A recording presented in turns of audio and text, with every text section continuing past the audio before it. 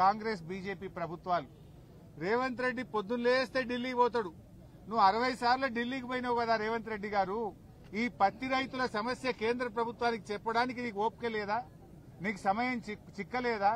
ఢిల్లీకి మూటలు మోయడమే తప్ప రాష్ట్రంలో పత్తి రైతుల బాధల్ని కేంద్ర ప్రభుత్వానికి చెప్పే ఓపిక నీకు లేదా? సమయం నీకు లేదా అని నేను అడుగుతా ఉన్నా. 60 సార్లు పోయినావు కదా ఢిల్లీకి. ఏం చేస్తున్నట్టు నువ్వు? బడే బైతో నీకు మంచి సంబంధాలే ఉన్నాయి కదా.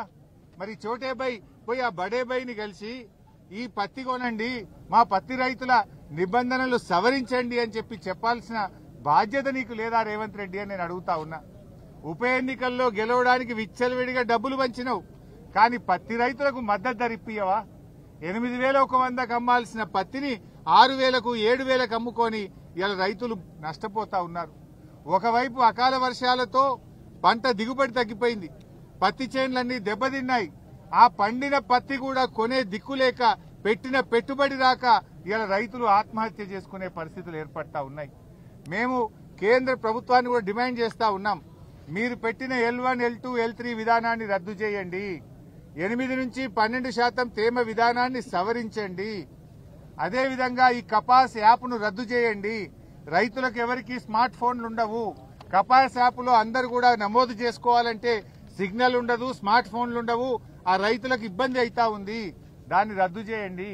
పోయిన సంవత్సరం ఏ పద్ధతిలో అయితే 1 ఎకరాకు 12 క్వింటాళ్ల పత్తి కొనరో ఈ సంవత్సరం కూడా అదే పద్ధతుల్లో 12 క్వింటాళ్ల పత్తి కొనాలని చెప్పి నేను బీజేపీ ప్రభుత్వాన్ని డిమాండ్ చేస్తా ఉన్నా. ముఖ్యంగా 8 మంది బీజేపీ ఎంపీలు గెలిచారు. ఏం చేస్తున్నారు మీరు? 8 మంది బీజేపీ ఎంపీలు కేంద్రం మీద ఒత్తిడి తేవాల్సిన బాధ్యత లేదా? పత్తి రైతులు ఆత్మహత్యలు చేసుకుంటే మీకు కనికరం లేదా అని నేను అడుగుతా ఉన్నా. ఈరోజు ఈ 8 మంది ఎంపీల పరిస్థితి ఎట్లుందంటే ఆ పంట పొలాల్లో ఉండే దిష్టి బొమ్మలు మీకంటే నయం. కనీసం ఆ దిష్టి బొమ్మలన్నా ఆ కోతులు రాకుండానో, అడవి పందులు రాకుండానో, పక్షులు రాకుండానో అన్న ఆ దిష్టి బొమ్మలు పనిచేస్తాయి.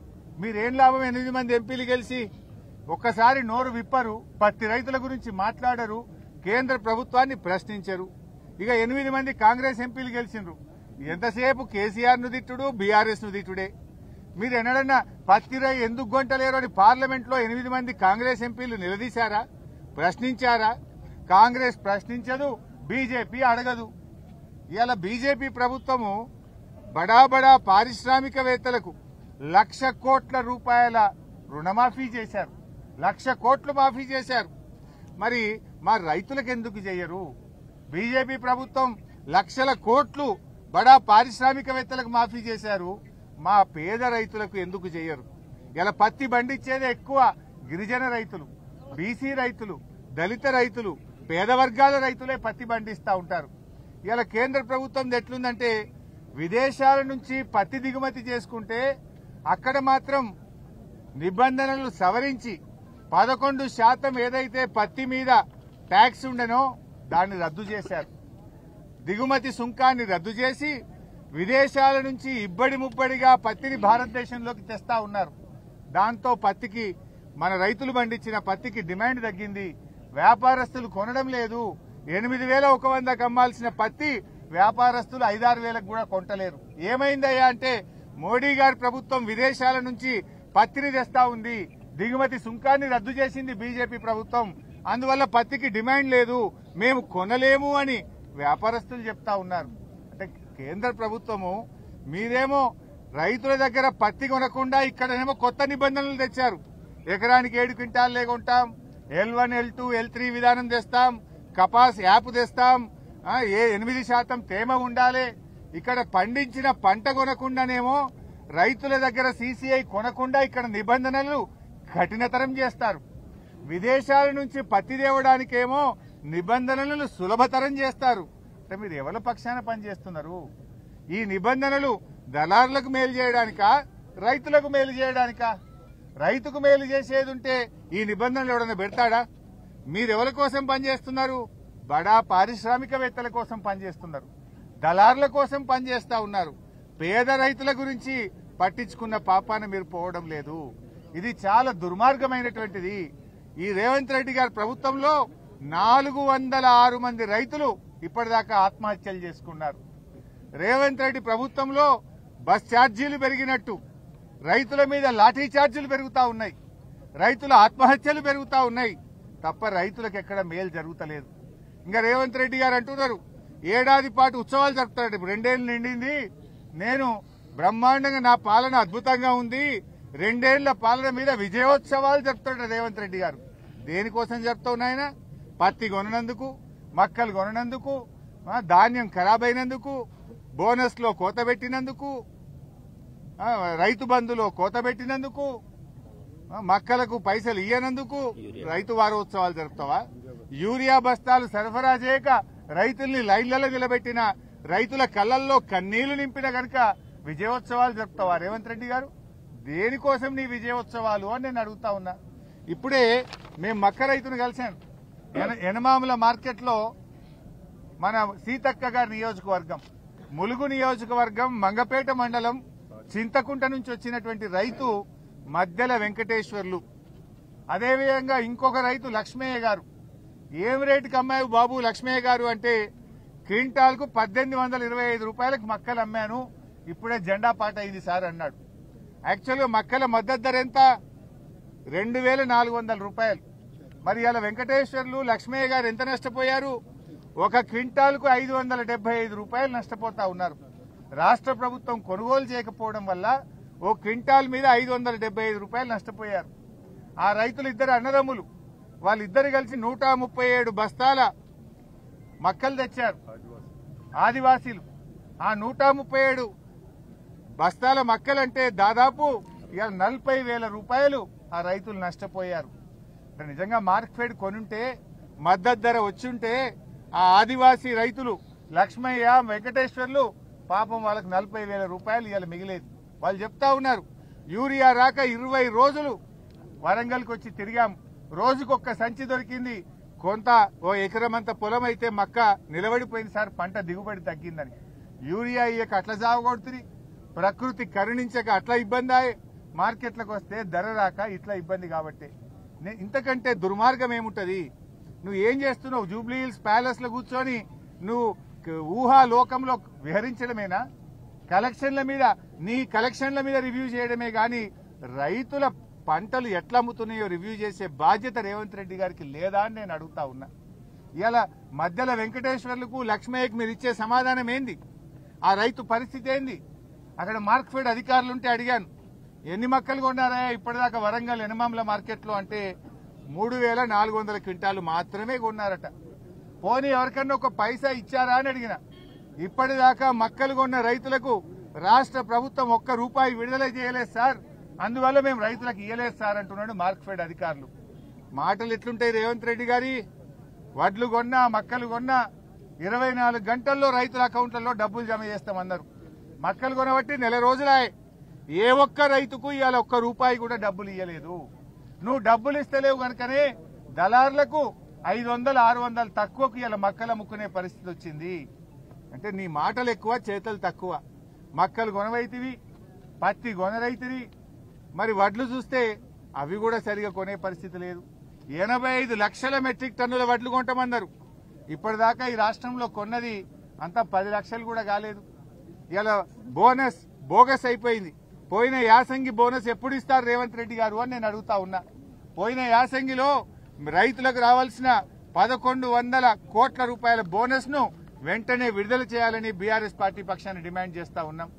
రైతులకు ఈ సంవత్సరంగా ఉన్న వడ్లకు కూడా 1,400 కోట్ల రూపాయలు బకాయి పడ్డారు. కొన్నది పిసరంతనే, ఆ కొన్నదానికి కూడా పేమెంట్ అయితలేదు. అంటే మీ ఉద్దేశం ఏంది? మక్క రైతులకు డబ్బులు ఇయ్యరు, వడ్ల రైతులకు డబ్బులు ఇయ్యరు, పత్తి కొనరు అంటే రైతులందరూ ఆగం కావాలనా? పంటలు కొనకుండా ఉండడమే మీ సూత్రమా అని అడుగుతా ఉన్నా. పంటలు కొనాలంటే వెంటనే డబ్బులు ఇవ్వాలి కదా, ఎందుకు ఇవ్వడం లేదు అని నేను అడుగుతా ఉన్నా. ఇవాళ కాటన్ 27 లక్షల క్వింటాల పత్తి కొంటామని చెప్పారు. ఇప్పటిదాకా కొన్నదెంత? 1,00,000 క్వింటాలు కూడా కొనలే. అంటే మీ ఉద్దేశం ఏంది? మీరు కొనకుంటే తక్కువ ధరకు దళారులకు అమ్ముకోవాలి, దళారులు బాగుపడాలి, రైతులు మునగాలనా మీ ప్రయత్నం? వ్యవసాయ మంత్రి గారు ఢిల్లీకి ఉత్తరం రాస్తాడు, చేతులు దులుపుకుంటాడు. పోండి, మీ 8 మంది ఎంపీలు తీసుకొని ఢిల్లీ పోండి, ముఖ్యమంత్రి గారు ఢిల్లీ పోండి. రైతుల కంటే ముఖ్యమైనది ఏంటిది మీకు అని నేను అడుగుతా ఉన్నా. యూరియా దొరకలేదంటే ఉత్తరం రాసినాం ఢిల్లీకి అంటారు. పత్తి రైతులు పత్తి కొంటలేరు అంటే ఢిల్లీకి ఉత్తరం రాసినామంటారు. ఉత్తరం రాయడానికేనా మీరున్నది? రైతుల్ని ఆదుకోవడానికా, ఉత్తరాలు రాసి చేతులు దులుపుకోవడానికా అని మేము అడుగుతా ఉన్నాం. ఈరోజు ఇప్పటికైనా కేంద్ర ప్రభుత్వం ముందుకు రావాలి. ఈ రాష్ట్రం నుంచి ఉన్న 2 కేంద్ర మంత్రులు, 8 మంది ఎంపీలు, మరి ఇద్దరు కలిసి మరి దయచేసి ఈ పత్తి రైతుల సమస్యలు పరిష్కరించండి. ఇవాళ రేవంత్ రెడ్డి గారు బడే బాయి దగ్గరున్న నీ పరపతిని ఉపయోగించి వెళ్లి ఈ నిబంధనలు సవరించండి. వెంటనే తేమ శాతాన్ని సడలించి కపాస్ నిబంధనలు ఎత్తివేసి 7 క్వింటాల నిబంధన ఎత్తివేసి వెంటనే పత్తి కొనుగోలు చేసే విధంగా ఆదేశాలు ఇవ్వాలని చెప్పి కూడా మేము కోరుతా ఉన్నాం. ఇవాళ తెలంగాణ రైజింగ్ అంటాడు రేవంత్ రెడ్డి గారు. ఏం రైజింగ్ అయింది నాయన? రైతుల ఆత్మహత్యల్లో రైజింగ్ అయింది, రైతులను కష్టాలు పెట్టడంలో రైజింగ్ అయింది. ఇలా మొత్తం పంటలన్నీ కూడా ఇలా చాలా నీళ్ల పాలైపోయినాయి. దాదాపు మేధా తుఫాన్ వచ్చి 2 లక్షల ఎకరాల్లో పంటలు దెబ్బతిన్నాయి. రేవంత్ రెడ్డి పర్యటించిండు వరంగల్ జిల్లాలో. ఏం చెప్పిండు? ఎకరానికి 10,000 ఇస్తా అన్నాడు. ఒక్క రూపాయన్ని ఇచ్చినాం ఇప్పటికీ? రాష్ట్ర వ్యాప్తంగా మేధా తుఫాన్లో గాని ఇతర తుఫాన్లలో గాని అకాల వర్షాల్లో దెబ్బతిన్న పంటలకు ఒక్క రూపాయి కూడా రేవంత్ రెడ్డి ప్రభుత్వం విడుదల చేయలేదు. ఆనాడు ఎన్నికల మేనిఫెస్టోలో వరంగల్ డిక్లరేషన్ లో ఏం చెప్పారు? మేము పంటల బీమా తెస్తామన్నారు. 2 ఏళ్లైంది. ఏమైంది నీ పంటల బీమా? పంటల బీమా వచ్చుంటే ఇవాళ అకాల వర్షాల్లో నష్టపోయిన రైతులకు పంట పండిన దాంతో సమానంగా ఇన్సూరెన్స్ డబ్బులు వచ్చేది కదా. పంటల బీమా అని మోసం చేస్తేవి, ఇస్తానన్న 10,000 కూడా ఇయ్యకపోతివి, బోనస్ ఎగ్గొడితివి, రైతు బంధు 2 పంటలకు ఎగ్గొడితివి, రుణమాఫీ సగం మంది రైతులకు కూడా చేయకపోతివి. అంతా ఆగమాగం, సగం సగమే. ఏది పురాగా కొనెళ్ళింది లేదు. మాటలు ఘనం, చేతలు శూన్యం. సో ఇప్పటికైనా కేంద్ర రాష్ట్ర ప్రభుత్వాలు మేల్కొనాలి, పత్తి రైతులను ఆదుకోవాలి, మక్కలు పూర్తి స్థాయిలో కొనుగోలు చేయాలి, మక్క రైతులకు వెంటనే నిధులు విడుదల చేయాలని చెప్పి కూడా కోరుతా ఉన్నాం. అదేవిధంగా ఇలా అన్ని సమస్యలే, కరెంటు నుంచి కాంటా దాకా అన్ని సమస్యలే. కరెంటు లో వోల్టేజ్ వల్ల మోటార్లు గాలిపోతా ఉన్నాయి.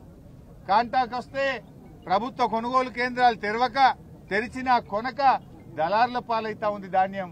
రైతులు నష్టపోతున్నటువంటి పరిస్థితి ఉంది. ఎరువులు అందవు, విత్తనాలు అందవు, కరెంటు సరిగా రాదు, రైతు బంధు రాదు, రుణమాఫీ జరగదు, బోనస్ ఎగబెడతావు, పంటల బీమా లేదు. ఇంతే కదా రేవంత్ రెడ్డి? నీ వరంగల్ డిక్లరేషన్ లో చెప్పిన దాంట్లో ఏ ఒక్కటన్నా అమలు చేసినవా?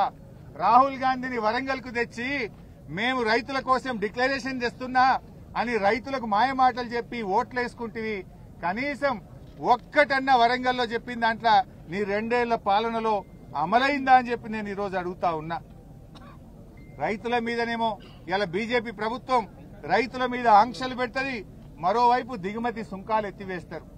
ఎవరి కోసం దిగుమతి సుంకాలు ఎత్తివేస్తున్నారు? పత్తి రైతులకు దిగుమతి సుంకం ఎత్తివేశారు. పామాయిల్ దిగుమతి మీద కూడా మీరు దిగుమతి సుంకం ఎత్తేశారు. మీరు పత్తి దిగుమతిలో పామాయిల్ దిగుమతికి సుంకాలు ఎత్తివేసి కార్పొరేట్లకు లాభం చేస్తున్నారు, రైతుల మెడకు ఉరితాడు పెడుతున్నారు.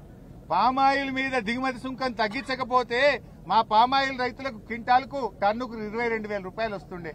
పత్తి మీద 11% దిగుమతి సుంకం మీరు తగ్గించకపోతే ఓపెన్ మార్కెట్ లో 8,000 9,000 పత్తి అమ్ముతుండే. మీరు ఇలా కార్పొరేట్లకు బడా కంపెనీలకు లాభం చేస్తూ రైతుల్ని ఆగం చేస్తున్నది బీజేపీ ప్రభుత్వం. రైతు సోదరులు కూడా ఆలోచించాలి. గోధుమలకు మద్దతు ధర పెంచిర్రు, వడ్లకు మాత్రం ధర పెంచలేరు. మొదలు బీజేపీ రాకముందు వడ్లకు అదేవిధంగా గోధుమలకు 1,400 సమానమైన మద్దతు ధర ఉండే. కానీ బీజేపీ వచ్చినాక గోధుమలకు 300 ఎక్కువైంది, వడ్లకు మాత్రం 300 తక్కువైంది. అంటే మరి బీజేపీ ఉత్తర భారతదేశంలో వండే గోధుమలకు ఒక నీతి ఉంటది, మా తెలంగాణలో మా దక్షిణ భారతదేశంలో వండే వడ్లకు ఒక నీతి ఉంటుందా? ఇదెక్కడి న్యాయం అని కూడా నేను అడుగుతా ఉన్నా. దయచేసి రైతు సోదరులు గమనించాలి. ఇలా రైతుల కోసం ఒకే ఒక్క నాయకుడు కేసీఆర్, ఒకే ఒక్క పార్టీ బీఆర్ఎస్ పార్టీ. దేశంలో రైతు బంధు తెచ్చింది బీఆర్ఎస్, మన నాయకుడు కేసీఆర్. మొట్టమొదటిసారిగా రైతు బీమా తెచ్చింది ఇలా కేసీఆర్ గారి ప్రభుత్వం. రైతుల కోసం ఇలా చెరువులు బాగా చేసింది, ప్రాజెక్టులు కట్టింది, పంటల ఉత్పత్తి పెంచింది బీఆర్ఎస్. కానీ కాంగ్రెస్ వచ్చింది, మళ్లీ రైతు కష్టాలు మోపైనాయి. రైతులందరూ కూడా ఆలోచించాలి. మీకోసం ఈ పోరాటాన్ని ఇంకా ఉధృతం చేస్తాం. రేవంత్ రెడ్డి నువ్వు మేల్కొనకపోతే ఈ తెల్ల బంగారాన్ని తీసుకొచ్చి నీ జూబ్లీ హిల్స్ ప్యాలెస్ ముంగట పోస్తాం. రైతులతో నీ జూబ్లీ హిల్స్ ప్యాలెస్ ను ముట్టడిస్తామని చెప్పి నేను హెచ్చరిస్తా ఉన్నా. ఇప్పటికైనా మేల్కో. ఢిల్లీ పోయి ప్రధానమంత్రిని కలుస్తావా? బడే బైని ఒప్పించి ఈ నిబంధనలు సవరించు, పత్తి కొనే విధంగా చేయాలని చెప్పి మేము డిమాండ్ చేస్తున్నాం. ఇంకా మీరు మేల్కొనకపోతే రైతుల పక్షాన బీఆర్ఎస్ పార్టీ ఉద్యమాన్ని ఉధృతం చేస్తుందని చెప్పి కూడా ఈ సందర్భంగా రేవంత్ రెడ్డి ప్రభుత్వాన్ని హెచ్చరిస్తా ఉన్నాం. మా వరంగల్లో వరదలు వచ్చినప్పుడు దాదాపు 20,000 ఇండ్లు మునిగిపోయినాయి. అది కూడా మీరు గేట్లు ఓపెన్ చేయకపోవడం వల్ల సకాలంలో గేట్లు ఎత్తితే వరంగల్ నగరం మునిగేది కాదు. ఈ వరంగల్లో మునిగిపోయిన ఇండ్లకు 15,000 ఇస్తామని చెప్పారు. ముఖ్యమంత్రి వచ్చిండు పోయిండు, 2 నెలలు అయితా ఉంది, ఇప్పటిదాకా డబ్బులు ఇయ్యలేదు. వెంటనే వరంగల్లో వరదలో మునిగినటువంటి ఇండ్లకు 15,000 రూపాయలు విడుదల చేయాలని చెప్పి కూడా ఈరోజు బీఆర్ఎస్ పార్టీ పక్షాన్ని డిమాండ్ చేస్తున్నాం. ఇక్కడ విలేకరులకు ఇచ్చిన ఇండ్లను, కేసీఆర్ గారు ఇచ్చిన ఇండ్లను కూడా లాక్కుంటున్నారని తెలిసింది. దయచేసి విలేకరులకు యథావిధిగా కేసీఆర్ ప్రభుత్వం కేటాయించిన ఇండ్లను విలేకరులకు కేటాయించాలని కూడా బీఆర్ఎస్ పార్టీ విలేకరుల పక్షాన కూడా డిమాండ్ చేస్తుంది.